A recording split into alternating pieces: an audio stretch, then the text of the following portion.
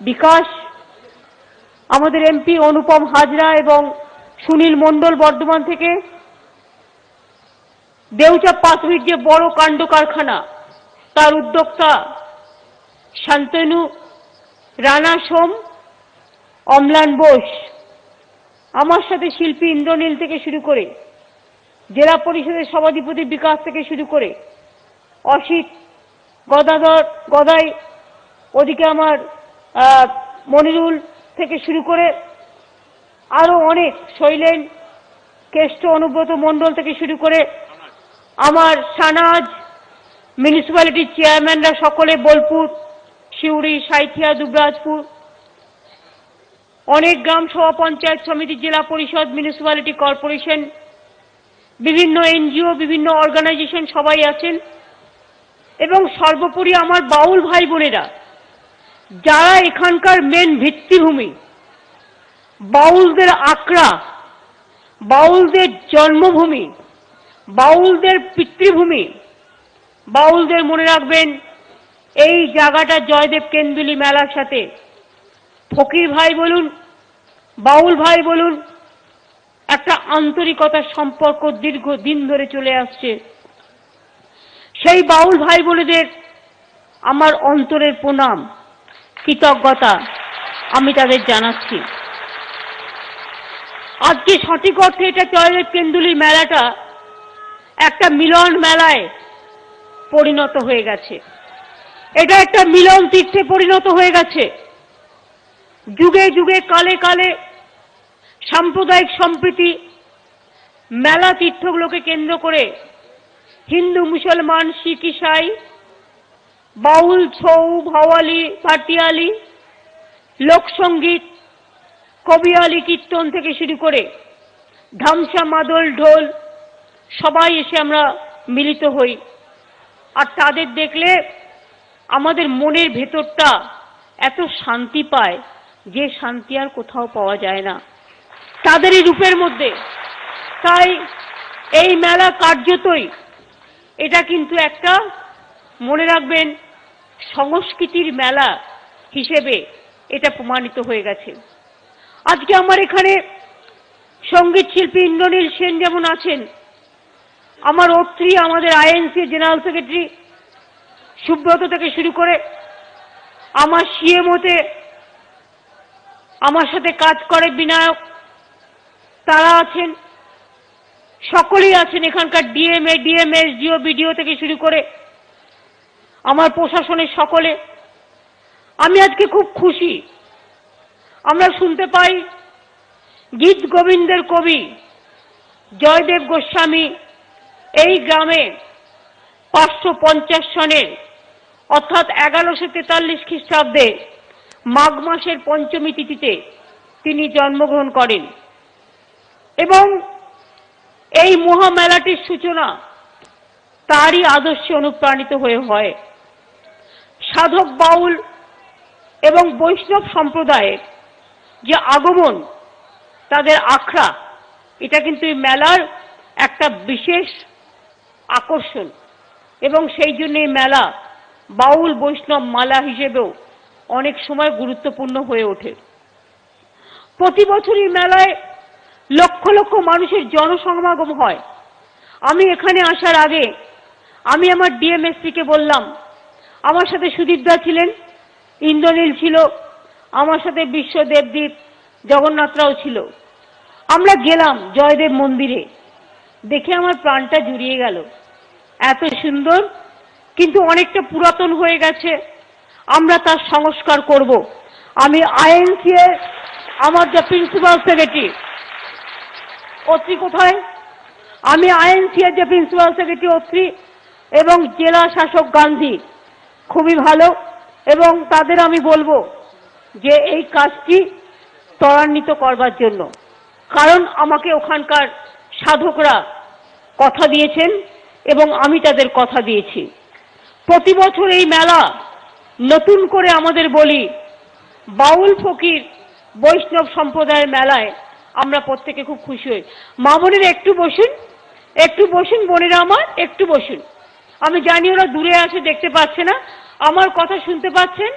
আর আমি অনেক দূরে থাকলেও আমি আপনাদের কাছে কখনো কখনো আমি এদিক ওদিক যাব, সবাই দেখতে পাবেন। লালনের ভাষায় বলি, লালন ফকিরের ভাষায়, লালন বলে জাতের কি রূপ দেখলাম নাই নজরে, সব লোকে কয় লালন কি জাত সংসারে। এই যে গান গাইলেন আপনারা, তোমায় হৃদমাজারে রাখিব ছেড়ে দেব না, কখনো বা আপনারা গান কবিগুরু রবীন্দ্রনাথ ঠাকুরের ভাষায়, গ্রাম ছাড়া এই রাঙা মাটির পথ আমার মনও ভুলায় রে। বাউলের একতারা আমার খুব প্রিয়, জানেন তো। আমার বাড়িতে আমার ঘরে একটা একতারা আছে, আমি মেলা থেকে ছোট একতারা কিনি। আমার যেমন ক্যাসিও আছে, আমি বাজাই, আমার তেমনি কালিম্পংয়ের একটা খুব ভালো ওরা ঢোল বাজায়, সেটাও আমার কাছে আছে। আমার কাছে ভাওয়ালি করে, সেটাও আছে। আমার কাছে গিটারও আছে। আর আমার ঘরে একটা ছোট্ট একতারা আছে। এটা আমার একতারাটা আমার জীবনের লক্ষ্য, আমি একতারা খুব ভালোবাসি। এবং বাউল, আপনারা মনে রাখবেন, শিল্পীর কোনো জাত হয় না, শিল্পীর একটাই জাত, সে শিল্পী সার্বজনীন। এবং একদিকে মাজার, একদিকে মন্দির, একদিকে গির্জা, একদিকে সুফি, একদিকে বাউল, একদিকে বৈষ্ণব পদাবলী, আর একদিকে দোহা, সবকিছু নিয়েই হয় আমার এই কেন্দুলির মেলা। আর বীরভূম জেলা তো সংস্কৃতির প্রাণকেন্দ্র। এই বীরভূম জেলাতে আমি ঠিক করেছি তাই যে বাউল গান ও বাউল শিল্পীদের সার্বিক উন্নয়নের লক্ষ্যে এবং আখড়া, সেই আখড়া উন্নয়নের লক্ষ্যে কেন্দুলি বাউল একাডেমির ভিত্তিপ্রস্তর আমরা স্থাপন করব।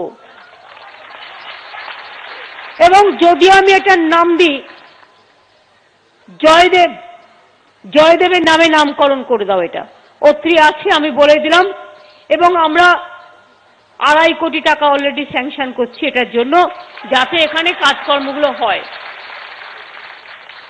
আপনারা জানেন আমরা প্রায় 60,000 শিল্পী, লোকপ্রসাদ শিল্পী আমরা তৈরি করেছি, নাম লিখিয়েছে। 42,000 শিল্পীর ব্যাংক অ্যাকাউন্টে 1,000 টাকা করে চলে যাচ্ছে, অতি তাই তো।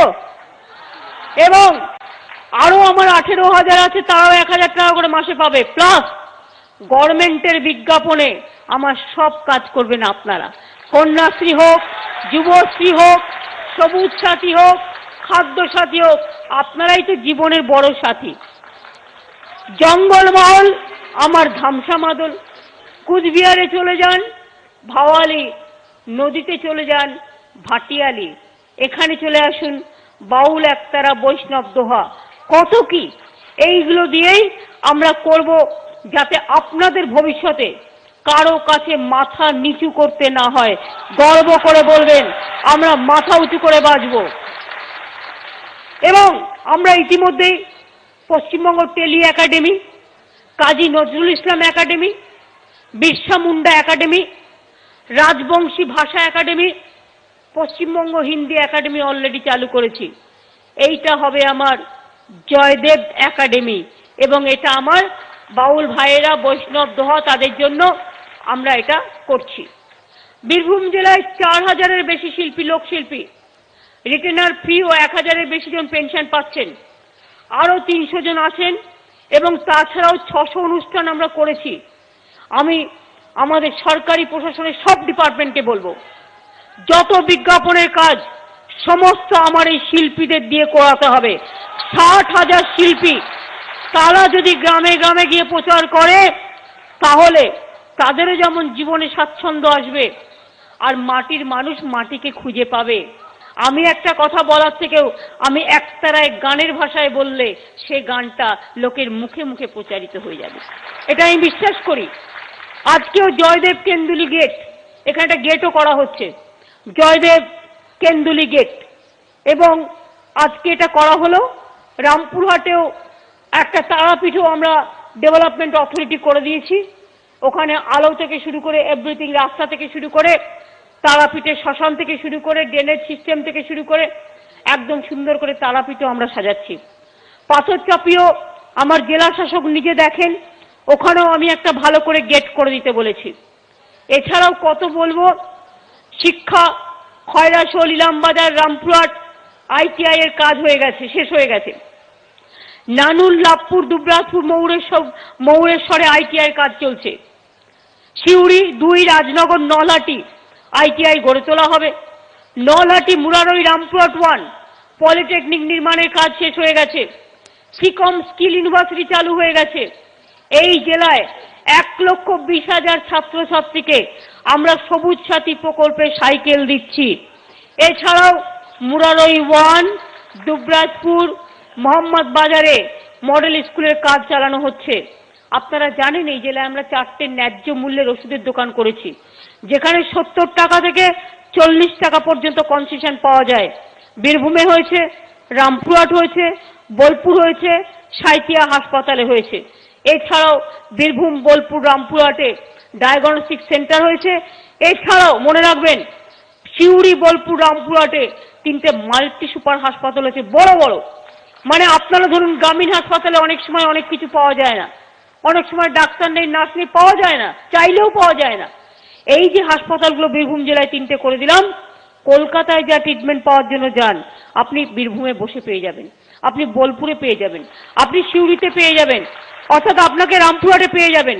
তাছাড়াও রামপুরহাটে আমরা একটা মেডিকেল হাবও তৈরি করেছি, মেডিকেল কলেজও তৈরি হচ্ছে।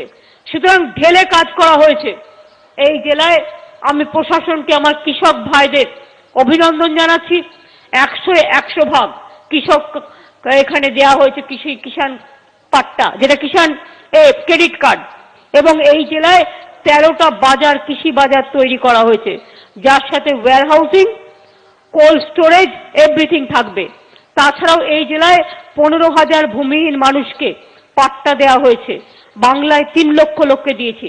আজকেও আপনারা দেখলেন ইলামবাজারের 171টা পরিবার ছিল রিফিউজি পরিবার, তাদের সকলকে পাট্টা দিয়ে দেওয়া হলো, অর্থাৎ তারা জীবনে বাঁচার অধিকার পেয়ে গেলেন। এই জেলায় অনেকগুলো স্বনির্ভর গোষ্ঠী আছে, তারা সবাই কাজ পাচ্ছেন। আমার এখানে সংখ্যালঘুতে শুরু করে কন্যাশ্রী থেকে শুরু করে সব কাজ হচ্ছে। আর 27শে জানুয়ারি থেকে বীরভূম জেলায় 28 লক্ষ মানুষ 2 টাকা কেজি চাল এবং আটা পাবেন, একজন 5 কেজি করে পাবেন। একটা পরিবারে যদি 3 জন হয় 3 × 5 = 15 কেজি পাবেন মাসে। একটা পরিবারে যদি 5 জন হয় 5 কেজি একজন পাবেন, অর্থাৎ 2 টাকা কিলো চাল, 2 টাকা কিলো আটা। ঠিক আছে, 2 টাকা কিলো, যা কোথাও নেই। 2 টাকা কিলো চাল আটা 5 কিলো করে পাবেন মিশিয়ে, এবং যার 5 জন মেম্বার 5 × 5 = 25 কেজি পাবেন। যার ফ্যামিলিতে 10 জন মেম্বার সে 35 কেজি ঊর্ধ্ব আছে, 5 × 7 = 35 আছে। যারা সবুজ ফর্ম ফিল আপ করেছেন সবাই পাবেন। 7 কোটি লোক, বাংলায় যদি 9 কোটি 10 লক্ষ লোক হয়, 7 কোটি লোক পাবে 2 টাকা কিলো চাল আর আটা। আর 70 লক্ষ লোক যারা আবেদন করেছেন তাদের সমস্ত কেন্দ্র বন্ধ করে দিয়েছে। এখানেও 6 কোটি ছিল, আমরা 7 কোটি বাড়িয়েছি।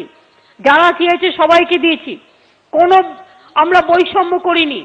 আর 70 লক্ষ লোককে যারা সাদা ফর্ম ফিল আপ করেছে তারা 27শে জানুয়ারি থেকে বাজারে যা চালের দাম তার থেকে অর্ধেক দামে পাবে, 1 কেজি চাল 1 কেজি গম। এবং এটা 27শে জানুয়ারি থেকে শুরু হচ্ছে। এই প্রকল্পটার নাম আমি দিয়েছি খাদ্য সাথী, অর্থাৎ খাদ্য আপনাকে স্বাদ দেবে, তাই এটার নাম হয়েছে খাদ্য সাথী।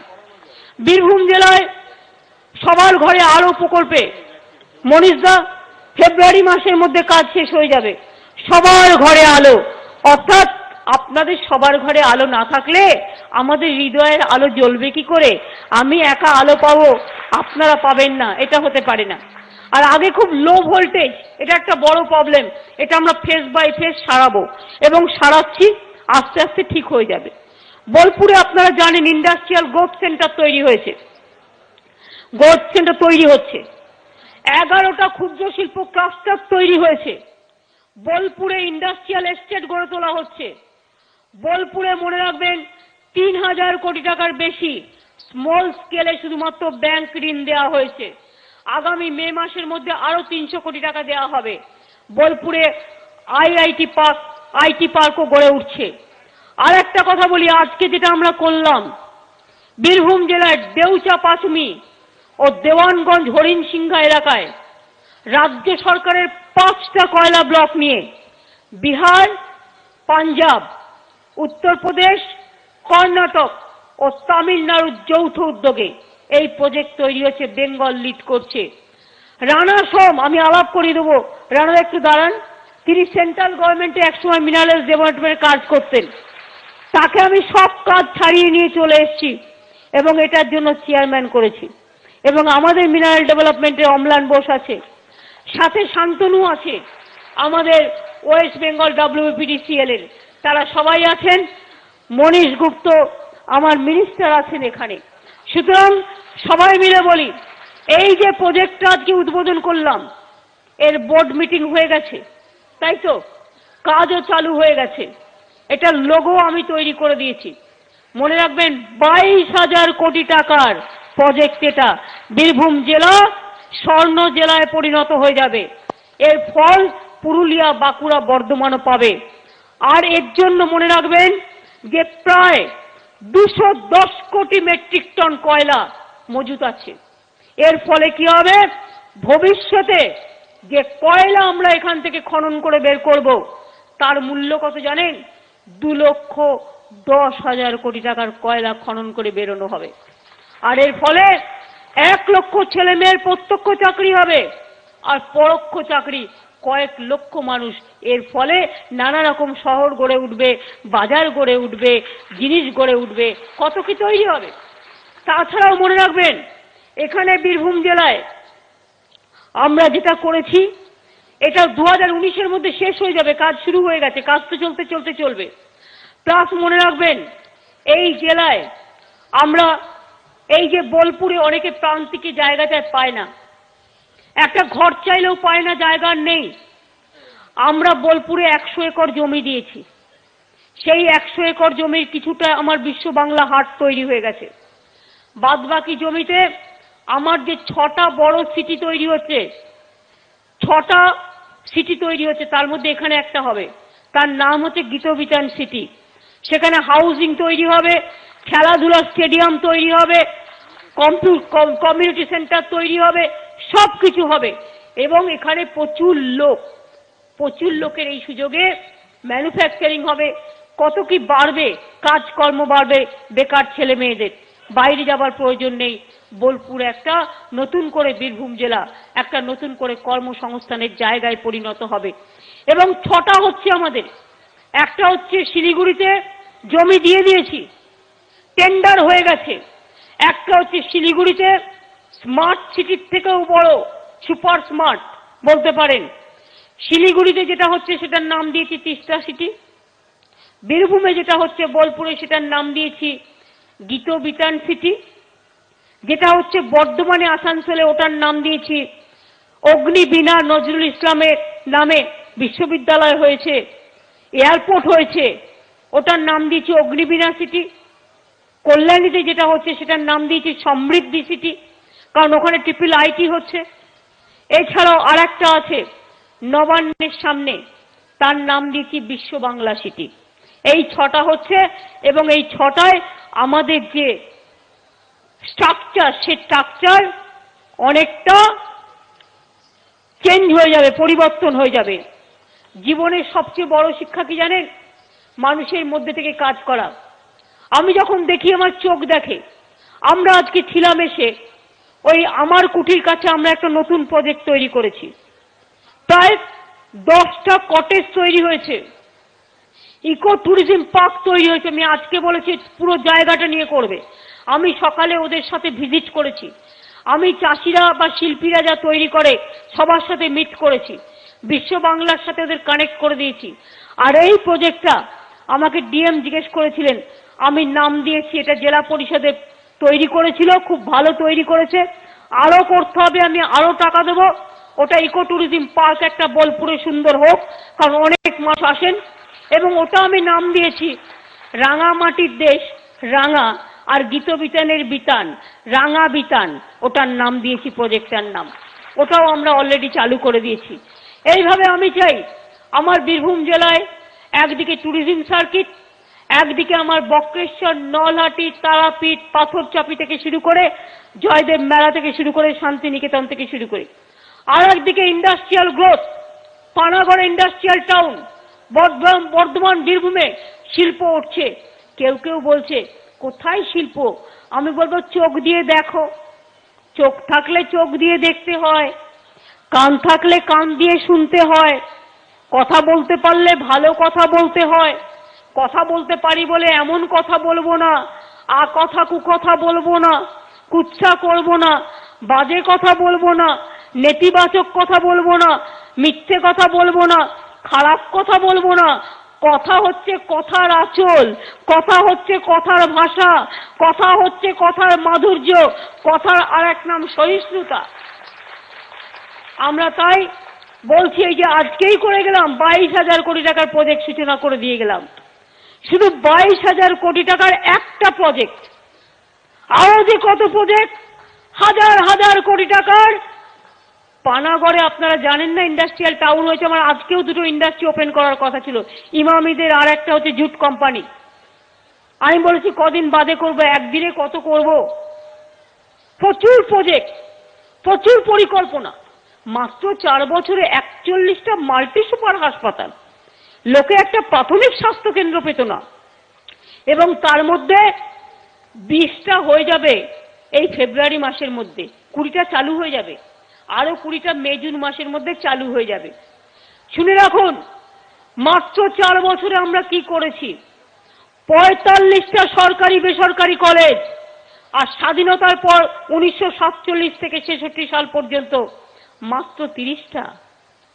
মনে রাখবেন, আমি একটা হিসেব করছিলাম বামফ্রন্ট সরকারের আমলে 4 বছরে কটা পুলিশ স্টেশন করেছে? 4টে।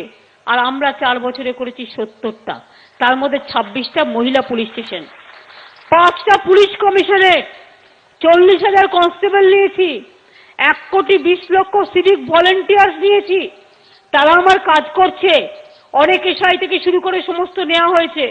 15 বছর যে কনস্টেবলরা কাজ করেন, 15 বছর পরে সে তার নিজের জেলায় যেতে পারবেন, এই সমস্ত কিছু করে দেওয়া হয়েছে। মনে রাখবেন, এই 4 বছরের মধ্যে বাচ্চারা আগে চিকিৎসা পেত না, আজকে 307টা আমরা ইউনিট তৈরি করেছি। এসএনএসইউ 45টা করেছি।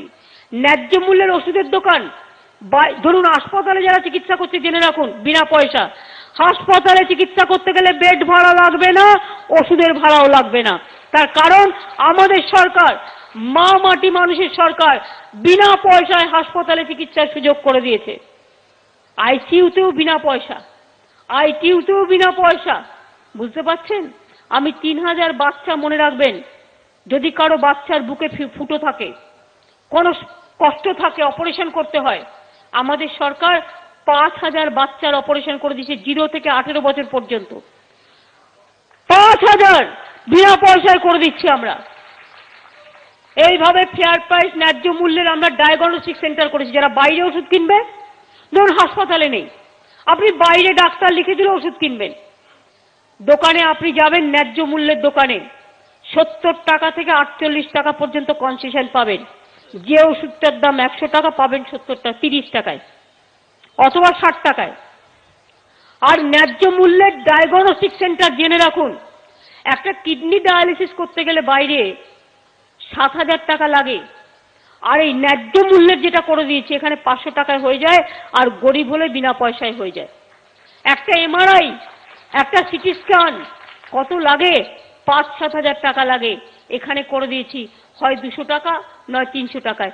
গরিব মানুষ, সাধারণ মানুষ আজকে বাঁচার স্বপ্ন পেয়েছে।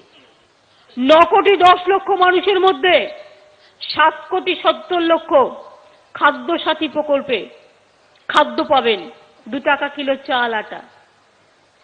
31 লক্ষ মেয়ে আমার কন্যাশ্রী, ওরা আমার গর্ব। তারা ক্লাস 8, 9, 10, 11, 12 750 টাকা করে স্কলারশিপ পাচ্ছে। আর যেই তার 18 বছর বয়স, পড়াশোনা চালিয়ে গেলে 25,000 টাকা আমরা তার ব্যাংক অ্যাকাউন্টে দিয়ে দিচ্ছি, তাদের নিজে পায়ে দাঁড়াবার জন্য। আমার 16 লক্ষ ছেলে মেয়েরা তপশিলি আদিবাসী, 16 লক্ষ ছেলে মেয়ে ক্লাস 5 থেকে স্কলারশিপ দিচ্ছি। কেউ 600, কেউ 700, কেউ 800। এটার নাম হচ্ছে শিক্ষাশ্রী। 16 লক্ষ ছেলে মেয়ে পাচ্ছে, 31 লক্ষ পাচ্ছে কন্যাশ্রী। সবুজ সাথীতে আমরা 40 লক্ষ সাইকেল দিচ্ছি।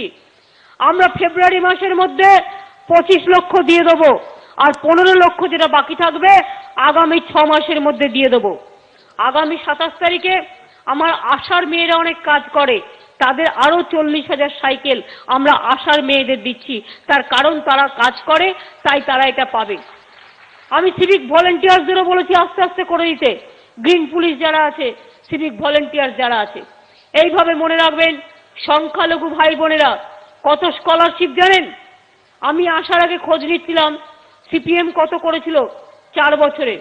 4 বছরে করেছিল ওরা 8 লক্ষ, আর আমাদের 4 বছরে যদি হিসেব দেখেন তাহলে ওটা 1,25,00,000। বুঝতে পারছেন? ওবিসি রিজার্ভেশনের মধ্যে দিয়ে 97% সংখ্যালঘুকে ঢুকিয়ে দিয়েছি। গত বছর থেকে চালু হয়েছে, মাত্র 1 বছরের মধ্যে মনে রাখবেন আমার 59,000 ছেলে মেয়েরা সংখ্যালঘু, তারা উচ্চ শিক্ষায় চান্স পেয়েছেন। আমি আপনাদের বলি, আমি 2000 মসজিদের ওখানে বেরিয়াল গ্রাউন্ড যেগুলো আছে আমি গার্ড ওয়াল করে দিয়েছি। আমার যদি খ্রিস্টান ভাই বোনেরাও বলে আমি করে দেবো, আমার যদি মন্দিরও বলে আমি করে দেবো, কারণ আমার প্রজেক্ট আছে। আমি যেমন জয়দেব থেকে শুরু করে, তারাপীঠ থেকে শুরু করে, তারকেশ্বর থেকে শুরু করে দক্ষিণেশ্বর, আপনারা জানেন ওখানে আমরা স্কাই ওয়াক করছি।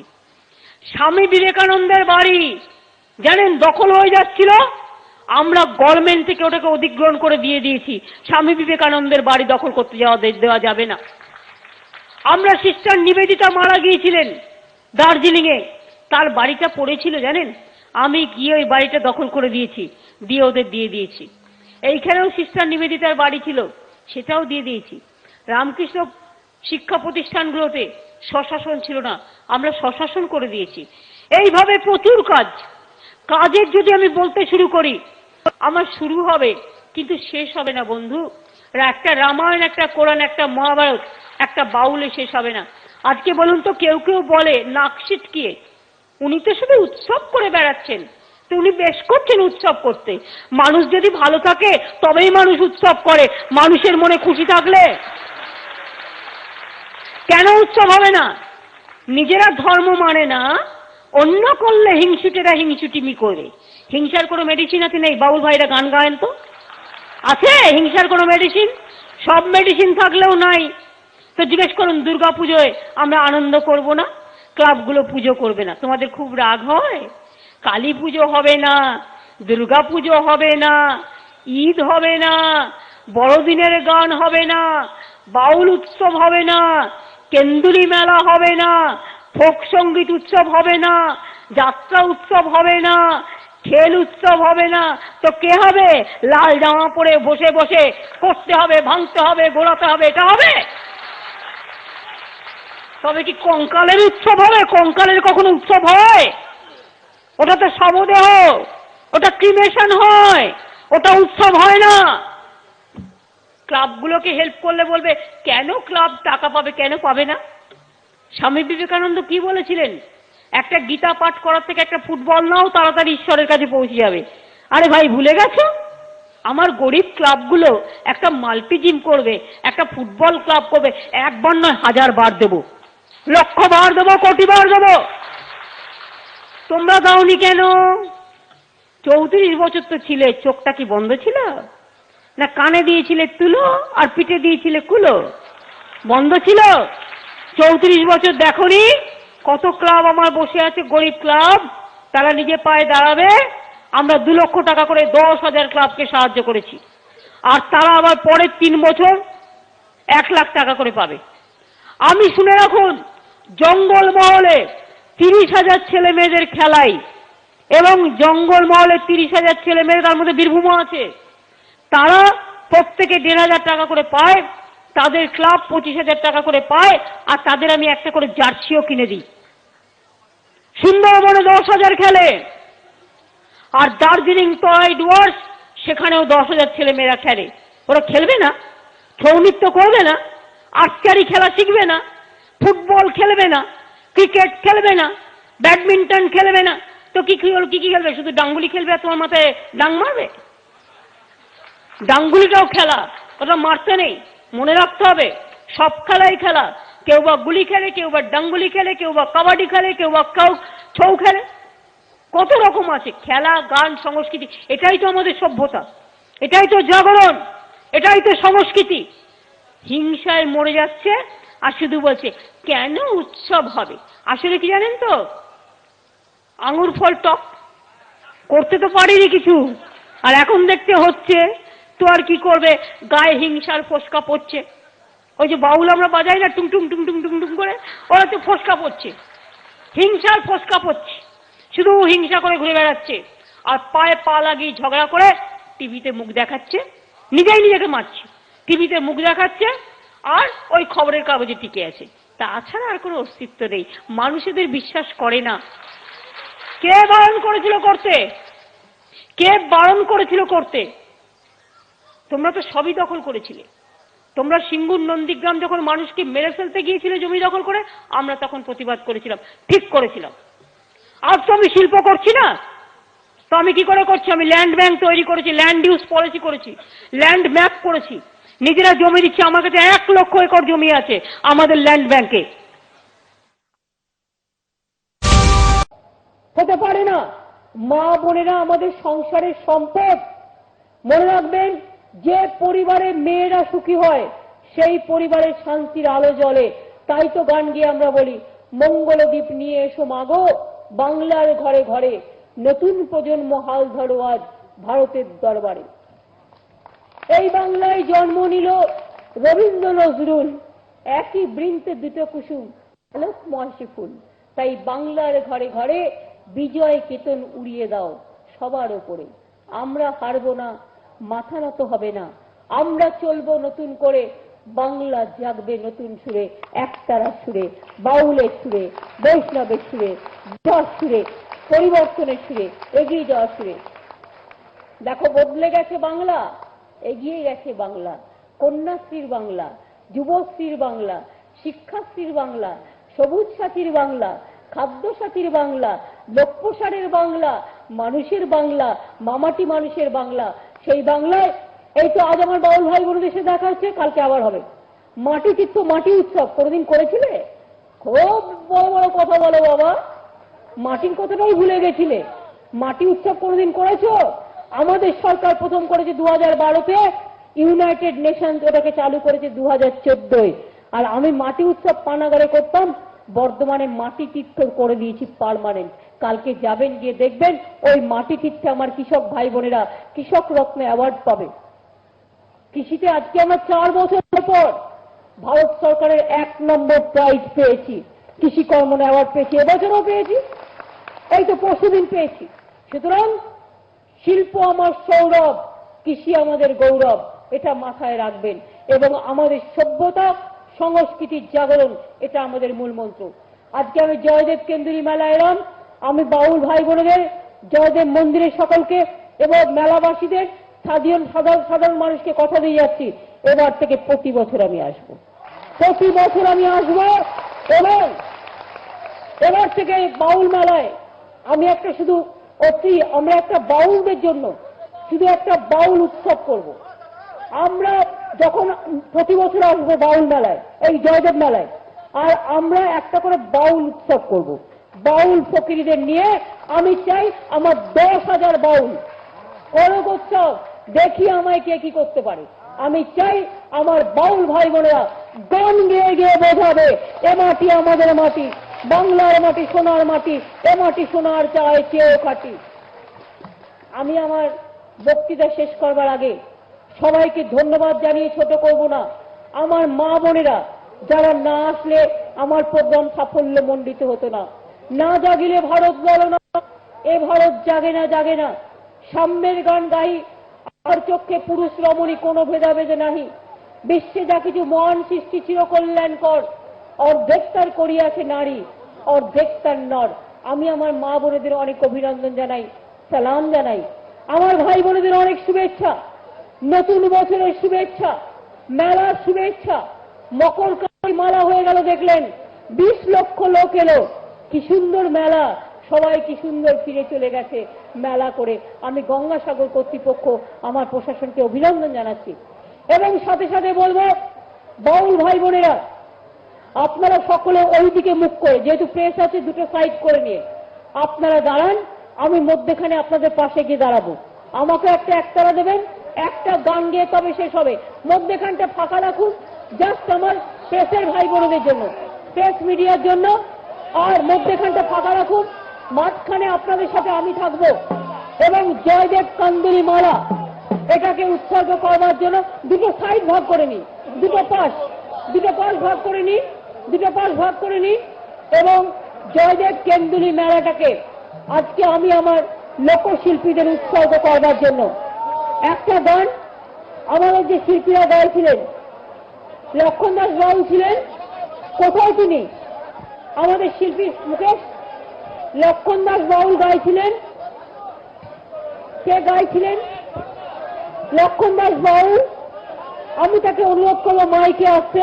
আমিও নিচে যাচ্ছি, মাইকটা নিয়ে যাচ্ছি, আপনারা ওপরে মাইকে আসুন, যারা গান গাইবেন ওপরের মাইকে আসুন। এইটা কি গান হবে? এটা যে গানটা সবাই জানে, আপনারা মাইকে এসে গানটা করুন। লক্ষণ দাস বাউল তিনি যে গানটা ধরবেন আমরা সবাই সেটা গাইবো। এটা আরেকটু চওড়া করে দিন, এটা আরেকটু চওড়া করে দিন, টানা লোড়া তুলতে পারবেন, আরেকটু চওড়া করে দিন। হ্যাঁ, আমি আসছি। এই গান দিয়েই আমরা শেষ করবো জয়দেব কেন্দুলির উদ্দেশ্যে।